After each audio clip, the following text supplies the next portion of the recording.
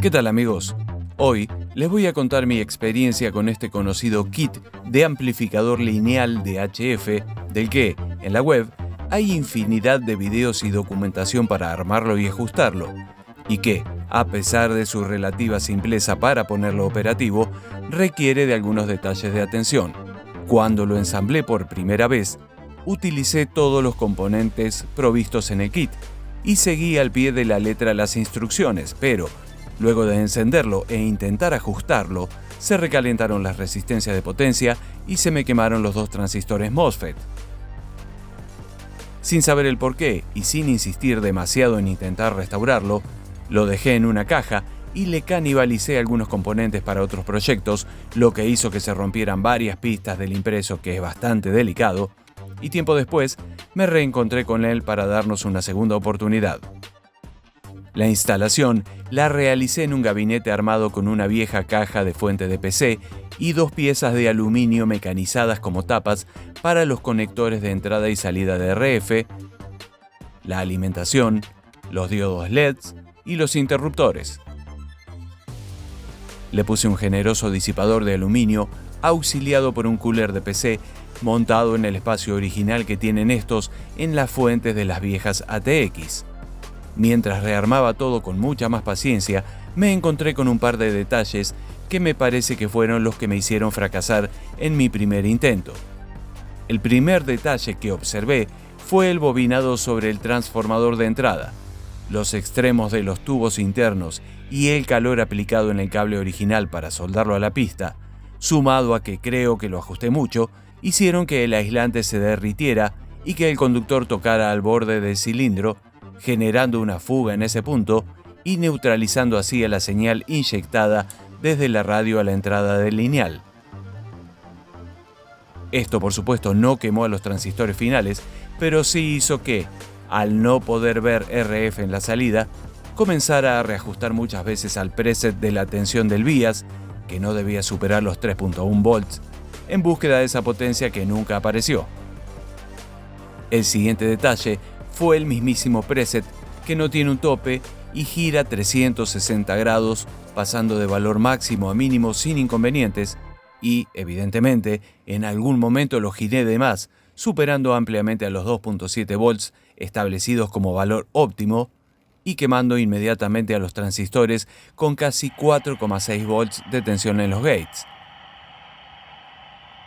Por esa razón, y para evitar que esto vuelva a suceder, ahora le puse uno multivueltas que es más preciso para el ajuste y tiene tope de vueltas en ambos extremos, lo que hace que sea casi imposible pasarse de tensión en forma brusca.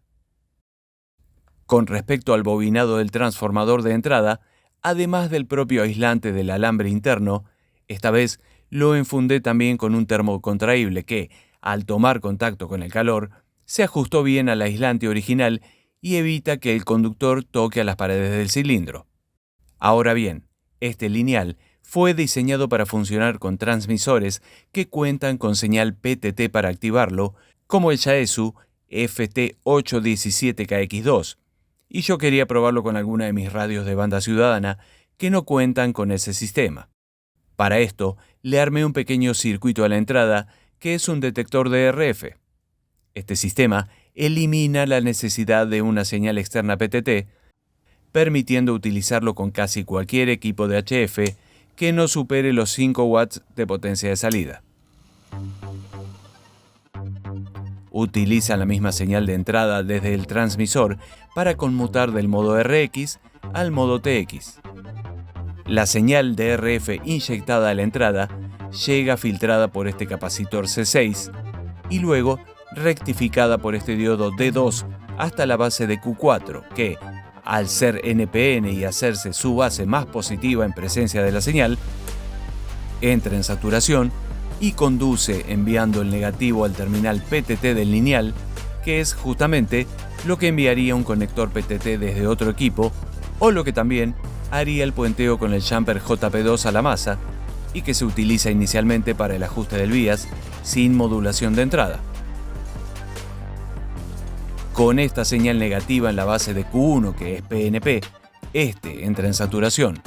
conduce y además de polarizar a los gates en ambos MOSFET, activa el relay JK1, que es el encargado de conmutar las entradas y las salidas para pasar del modo RX al modo TX.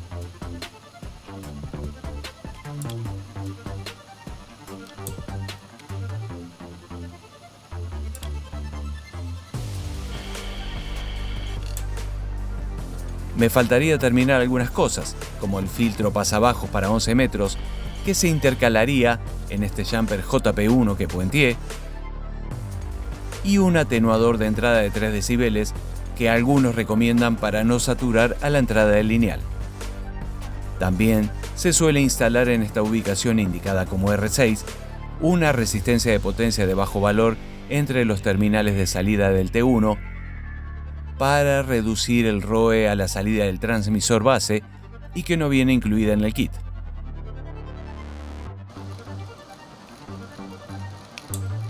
En líneas generales, el lineal ahora funciona y con solo 2.7 volts de tensión de vías ya me está entregando 80 watts de potencia a la salida sin filtro pasabajos y con un poco más de 5.6 amperes de corriente de carga con 13,8 volts de tensión de fuente.